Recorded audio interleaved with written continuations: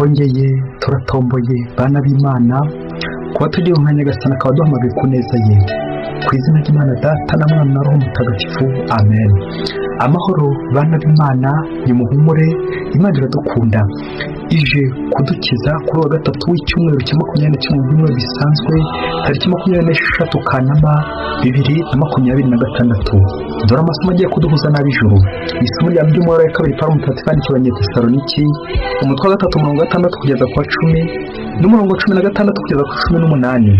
Bavandimwe, mu izina rya Nyagasani Yezu Kristu, tubategetse kwirinda umuvandimwe wese w'inyandagazi udakurikiza inyigisho n'umuco mudukomoraho. Muzi neza ukuntu mugomba kudukurikiza. Ntabwo twigeze tuba inkorabusa iwanyu, nta n'umwe twigeze dusaba umugati wadutunze, ahubwo ijoro n'amanywa mu mvune n'imiruho twarikoreraga ubwacu kugira ngo hatagera n'umwe muri mwe tugora. Si ukuvuga ko tutari tubifitiye uburenganzira, ahubwo twashaka kubabera urugero mukurikiza. Igihe twari iwanyu twabahaye umugambi tuti, niba hari udashaka gukora agereka no kurya. Nyagasani Nyiramahoro ubwe nabagwiriza amahoro aho muri hose n'igihe cyose. Nyagasani abane namwe mwese. Yindamutso ni ngewe ubwanjye Pawulo yiyandikiye, kandi mu mabaruwa yanjye yose nicyo cyazabemeza ko ari ngewe. Nuko nandika, muhorane iteka ineza y'Umwami wacu Yezu Kristu. Iryo ni ijambo ry'Imana. Zaburi 128. Hahirwa umuntu wese utinya Uhoraho. Hahirwa umuntu wese utinya Uhoraho agakurikiza inzira ze. Uzatungwa n'ibivuye mu maboko yawe, uzahirwe kandi byose bigutunganire. Nguko uko ahabwa umugisha umuntu utinya Uhoraho, uzagirira amahirwe muri Yerusalemu iminsi yose y'ubugingo bwawe. Hahirwa umuntu wese utinya Uhoraho. Nyagasani Yezu nabane namwe. Amagambo mu Ivanjili ntagatifu ko yanditswe na Matayo, umutwe 23, umurongo 27 kugeza ku 32. Muri icyo gihe Yezu aravuga ati, nimwiyimbire abigisha amategeko n'abafarisayo b'indyarya, mwe mumeze nk'imva zirabya, mwe mumeze nk'imva zirabya ingwa. Inyuma ni nziza, naho imbere zuzuye amagufa y'abapfuye n'ibihumanya by'ubwoko bwose. Namwe nuko mumeze. Imbere y'abantu mwigira intungane, nyamara mu mutima haganje uburyarya n'ubugome. Nimwiyimbire bigisha amategeko n'abafarisayo b'indyarya, mwe mwubakira imva z'abahanuzi, mugasukura ibituro by'intungane, mukavuga ngo iyo tubaho mu gihe cy'abasokuruza bacu tuba twarafatanyije nabo kumena amaraso y'abahanuzi. Bityo mukihamya ubwanyu ko muri abana babishe abahanuzi. Ngaho nimwigane basokuruza banyu, maze mubarenze ubugome. Iyo ni Ivanjili ntagatifu. Bayoboke b'Imana, nimugire amahoro. Aha tugeze ni kuri buri munsi. Wahageze, fungura buri munsi, ufungure buri munsi, kandi ucyo gufungura abandi buri munsi, ijambo ry'Imana buri munsi, ineza y'Imana buri munsi. Kimwe mu bizakubwira ko wahuye n'Imana, si uko bivuga, si uko abandi bigaragarira inyuma gusa, ahubwo hari icyasigaye imbere. Icyo cyasigaye imbere kirerekeza ku buzima bwa nyuma y'uko muvuganye n'Imana. Mwavuganye iki? Icyo mwavuganye nicyo kizerekana icyo mugiye gukorana, nicyo kizerekana uko mugiye kubana. Umubano wawe n'Imana buri gihe ugomba kwerekeza kuri ahandi wavuye niba uvuye gusenga koko. Nawe nanjye aka kanya Gasana akaduhaye, tumwishimire kuko tugiriye neza. Amasomo y'uyu munsi naza neza gutwerekeza imbere yacu uko hateye, bityo intego ize kugira iti, kwirinda kwishushanya, kuko kenshi muri rusi hari igihe tuba twiyerekana uko dutari imbere, tugaharanira ko twamererwa neza inyuma, abandi bagatubona. Ariko niko Nyagasani wo kubona, uko nigaragaza inyuma abantu bakanshima bakankomera amashyi, burya niko Imana nayo iri kubigenza. Wasanga se bari kunkomera amashyi inyuma, ariko imbere mu mutima hari amashyira, kandi byaba ngaye masomo rero agiye kudufasha kwirinda uko kwishushanya, maze tukamera uko Nyagasani yifuza ko twamera. Turaza kugendera ku nshinga ebyiri z'igifaransa neza neza gutwiriza muri ubu buryo tugaragara inyuma ariko imbere bidahuye. Inshinga ya mbere yaza kwitwa apparaître, apparence. Inshinga ya kabiri yaza kwitwa l'être, être, kugaragara ndetse no kuba. Ese wowe izi nshinga tutaratangira kuzitondagura uziba mute? Aya masomo neza neza niho agiye gutuganisha kuri izi nshinga ebyiri. Inshinga ya mbere iyo bavuze apparaître, kugaragara, cyangwa kwigaragaza n'uburyo tuba dushaka kubaho ariko bitaza guhura nuko narinjye kuvuga ubushobozi bwacu byerekana. Kugira ngo mbino nshinga ni nka wa mukobwa wakumva ko abasore bakunda inyuma cyane, noneho agafata nk'ibiringiti byinshi cyane akabirunda inyuma, nuko umusore yamukobaho inyuma akumva koko inyuma hameze neza, ati uyu niwe tuzabana. Wayangishaho ibintu byinshi biringiti inyuma, nuko biza kurangira se igihe n'ikigera cyo kubana niko bizakomeza. Ubu niho bita aparetre w'umugabo, akora ku buryo yihangishwaho ibintu byinshi nyine bihura n'ukuntu ashaka gufatwa, ashaka kwigaragaza, kwiyerekana, ariko wasanga se inda n'umugongo byenda gufatana, ariko agashaka kwibyibushya nyuma bikazagaragara ko ari byo yihangishijweho. Iyo niyo nshinga bita kugaragara, aparetre, l'apparence nta kirimo. Nari mpamvu ngiye kuganisha ku nshinga ya kabiri, être, l'être. Mu gihe apparence ari kwigaragaza, gushaka kwiyerekana, être yo ukuba n'ukuri, n'ukwiyakira. Ndi mugufi ngiyakira uko ndi mugufi, ndi muremure nkabyakirana, ndi urukara nkabyakira, ndi inzobe nkabyakira, uko meze kose uko ndi nkabasha kubyakira. Ikitugo rero twebwe abantu nuko dushaka kwihangishwaho, nuko nkumva niba ndi urukara nza gushaka za mukobwa nyisiga kugira ngo ngaragare neza inyuma, ngihangishwaho neza ibintu nyamara atari komeze. Iki ni cya gikomeye imbere y'Imana. Hari uko Imana yatugize ishaka ko tumera, irashaka ko mba mfite tayi imeze cya, ariko ngiye ngahora nihangishwaho, natakaje ubumuntu. Umuntu niwo ndiwe, wa wundi ntaza kugombera kwihangishwaho, wa ntaza kugombera kwipomba, aho gukondi uko turi niko Imana nyine ibishaka. Uko dushaka kubaho kurenza ubushobozi bwacu, uko niko shitani aba ari gutwishimira, gutwigarurira. Ukuba ukuri imbere yawe uko bihura n'inyuma, aho niho bita rero tutajya tugera ukubaho. Akenshi dushaka kugira ndetse no kwigira, ariko tukaza kwibagirwa ko tugomba kuba abo turi bo. Icyo nicyo bita ukuri. Ibyo ufite imbere burya nibwo bukiri ufite, naho urekundi. Amasomo y'uno munsi aragaruka kuri zishinga ku buryo ubu na buriya. Paulo we azivuga mu buryo bw'umurimo ko umuntu wese ushaka kwigaragaza ntabwo akora apparence, ntabwo ushaka gukora, bikazakuganisha ahandi hantu ubunebwe, bikazaranya uri gukora mu mifuka. Wanze gukora ngo wigaragaze ukuri, usiba uko wari uri, ugashaka gusabira ibyo abandi ujya kwiba kuko washatse kugaragara uko utari. Umurimo ni ingenzi. Paulo akavuga ati udakora ntakarye. Paulo ikoraniro ry'Itesaloniki araninenga ko harimo inyandagazi, abantu badashaka gukora, abanebwe. Akabibutsa ko bashaka kugaragara neza, nacyo kiranga abanebwe. Kumva yafata ibyo abandi akabyitirira no kwiba bitabuze, gukora mu mifuka bitabuze, ari gutondagura iyo nshinga neza ya aparetre, ushaka kugaragara neza ariko utigeze ukora. Umuririmbyi azabongera twibutse ko tutahirwa niba tudahugiye ku murimo. Nta murimo w'imfabusa ubaho, kiro cyo kuroga, guterekera, kubandwa, uburaya n'indi myuga nk'iyo ngiyo iganisha mu gisombi. Umurimo ni ingenzi. Umurimo ukozwe neza n'uburyo bwo gukomeza isengesho. Nayo ntira y'umuririmbyi azabura agira ati hahirwa umuntu utinya Uhoraho. Gutinya Uhoraho ni ugukora ibyo Imana itubwira. Uwo murimo Imana idusaba.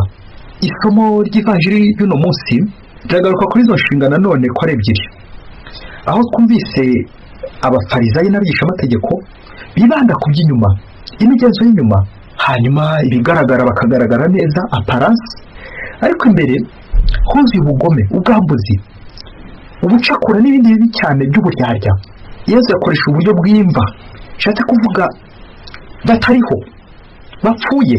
Nawe nanjye twongere turebe niba inyuma tutaragiye dusiga kugira ngo dusigirize inyuma apparence, ariko imbere ari imva, imbere ari urupfu, imbere twakwica abandi, imbere tugira nabi.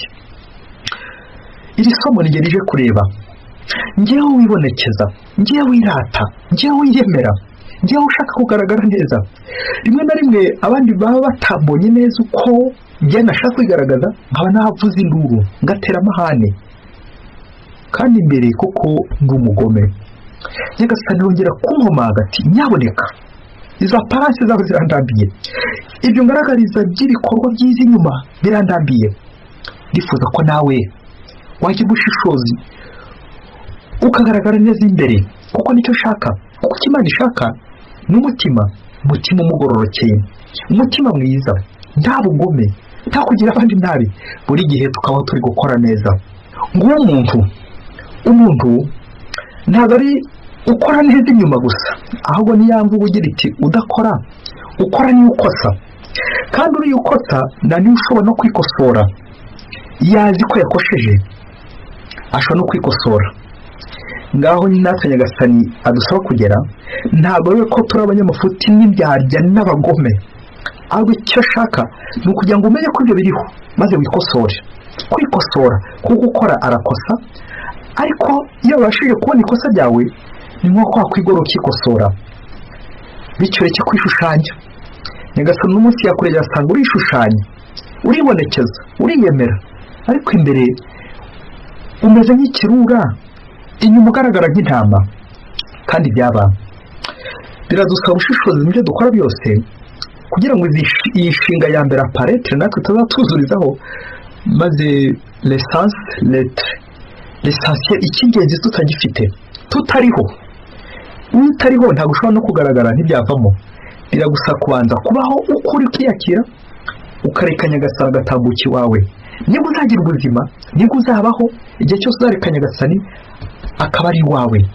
Mubyeyi, ndagusaba kugira ngo niba ushinze urugo ufate agatambaro kawe, hari igihe waza kurira. Niba kandi witegura gushinga urugo, umusore nawe umukobwa, iyi nkuru yumva ni ubushishozi. Niba haravuze kurira, ze gufata akamushwari kawe wihanagure, ubundi ubuzima bukomeze, dore ko icy'ingenzi atari ibibazo uhura nabyo, ahubwo n'uburyo ushaka ibisubizo. Umunsi umwe hirya kure cyane mu gihugu kimwe, umukobwa wari mwiza, yari mwiza ku buryo abasore bamutambukagaho cyangwa ko bamurangarira, n'abandi basore baba bari guhatanya ibirayi, uwo mukobwa agatambuka baritemaga kubera kurangara ubwiza bwe, uburanga bwe. Uwo mukobwa rero akaba yari afite iwabo bakize cyane, bakize ari nabyo gukira. Nuko rero ntibarukuriza ibiciro, kwigira idolari ya 5 simbizi, ngo aza gufata icyemezo uyu mukobwa nyuma yo guca akajagari. Mu rwego rwo guca akajagari ati, umusore uzaza kunsaba byibuze azabuje ibintu bibiri. Icya mbere nuko azaba akize, afite ibintu mbibona koko na konti ze birumvikana zipfiningiye. Icya kabiri nuko azaba yarize kugera kuri dogutora. Ntuze guhita umaze umukobwa amashuri yize uko angana, ariko ndifuza kubwira ibintu bibiri yashyizeho kugira ngo byibuze azashakane n'uyu musore. Nuko abasore bakazi iwabo benshi akababenga. Umumotari yaza ntawe ushaka, umushoferi yaza ntawe ushaka, utarize ku mashuri ashaka ntawe ushaka. Abasore muri karitsiye hafi ya bose arababenga. Nuko haza kuza nyine wa musore yashakaga, imbomate, wa musore ugenda muri modoka itabona, warize koko. Wa mukobwa ko asuzumye asanga afite ya diplome ya dogutora, asanga agiye n'imodoka arayifite, amakonti ameze neza, mbese wa musore ahuye neza ku kigero cy'awo mukobwa. Amweretse iwabo arishima cyane, koko uyu niwe twari dutegereje, uyu mukobwa twari dutegereje, umukomeze neza, usobanutse, umusirimu nk'uyu nguyu. Igihe cyaje kugera koko, kubera ibyo yifuzaga bigezweho, akora ubukwe bw'igitangaza. Aho umuryango barishima, koko umukobwa wacu ashakanye n'umusore usobanutse uzadukiza. Igihe kigeze, wa musore n'umukobwa babanye neza muri mata na buki, barishima, baza kubasura, barabakira neza, wa muryango umera neza, wa musore n'umukobwa koko barabanye.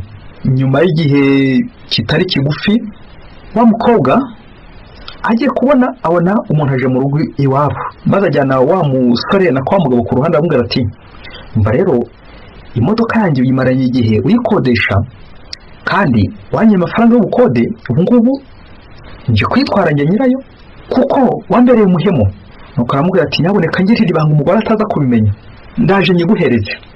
Arayimuhereza. Umugore aramubaza ati bigenze bite, uriya muntu yaje kubwira iki? Yewe yaje kumbwira ko imodoka itambereye nk'umudogiteri nkanjye, ko hari indi nziza yamboneye, bityo nzamukomera amafaranga nyine kugira ngo ayimpereze iyo nziza, ubundi tujye tugera mu modoka isobanutse.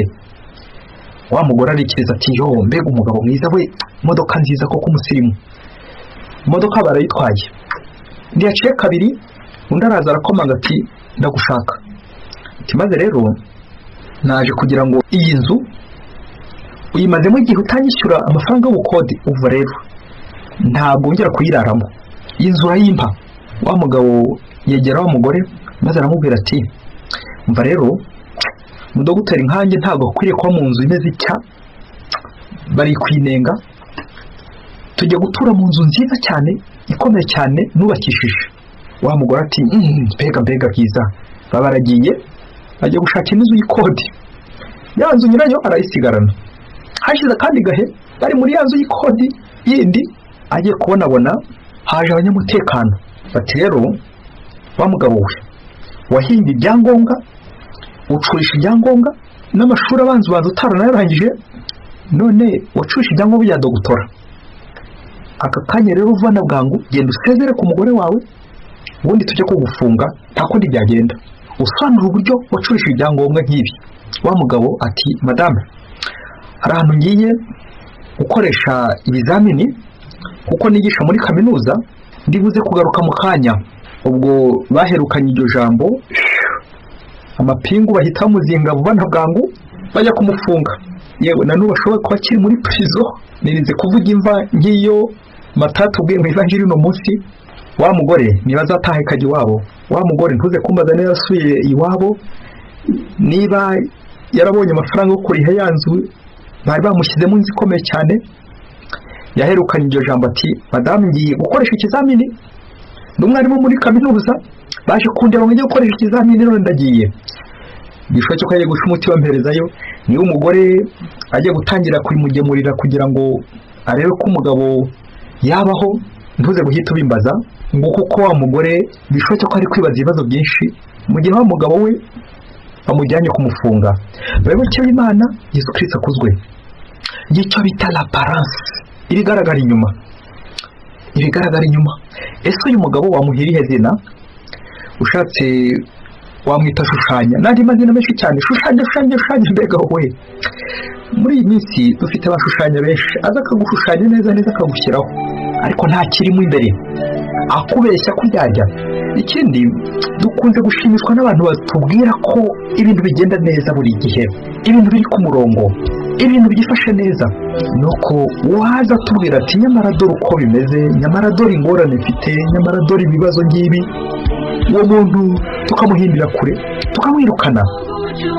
Nuko abantu benshi bashimishwa no kugaragara neza, bityo bagaragaye nabi bakaba bamuhitana, bamugirira nabi. Kongera dutekereze, abantu bose baza twigaragariza, bagatubeshya, bakatubwira utugambo twiza dusize umuntu nyiriza kuvuga n'udusenda, nyamara barimo imbere tukaza kwibagirwa ubumuntu. Wa muntu wagaragayeho amakosa akaba ariwe ducisha ngo tugirira nabi, tuboha. Nyamara wa muntu wibambaritse amakosa akagenda yahishira, ntituzigere na rimwe tumukoraho. Ngaho abantu benshi twaguye mu makosa mabi menshi cyane, twibagirwa ubumuntu, twibagirwa ko turi abantu, ko umuntu ashobora no gukosa, ariko umubi ntiwabyerekana ko yakosheje ndetse akanasaba n'imbabazi. Twongere dutekereze uno munsi uko tubaho mu buryarya, tubeshya abayobozi bacu, bamwe tubashyira utubindi tw'ubuki kugira ngo batwemere badushime. Nuko abayobozi yo umuntu mwiza we, umukozi mwiza ntangarugero, rimwe na rimwe bakaba gutangaho urugero kuri umuntu mwiza, kandi imbere uri ikiro cy'igihubuzi, imbere uri umugome nka kurya Yezu nyine yabitubwiye. Kandi byaba uze gukora umwitozo, utekereza ahantu ukora ku kazi, ku nshingano ufite. Ushobora kuza gusangira inshingano mbere y'itondagura aparete, kugaragara neza, abayobozi bakishima, babayobozi ba rubanda rurashukika, bakishima bati dufite umukozi hariya kandi umunebwe, kandi Pawulo yakubwiye tudakora ntakarye, ari ukwigaragaza gusa no kwiyerekana no kwibombarika. Ariko ibindi byose nta n'icyo ukwiye ahubwo. Ariko wa muntu witwara neza, wa muntu ugerageza gukora neza, akaba duhora duhungeta buri gihe kandi by'abantu. Nkomeje kubifuriza buri wese gutekereza kuri izi nshinga, wongere utekereze uko ugaragara inyuma, niba ariko umeze imbere ariko uri. Nkwifurije amahoro y'Imana ndetse no gukomeza kubaho ko Nyagasani ashaka, aho kubaho uko ushaka nuko abantu bakwifuza. Mwese Imana ibahe umugisha. Imana Data na Mwana na Roho Mutagatifu. Amen. Padiri Masomo kuri Ladislas wa Diyoseze ya Cyangugu.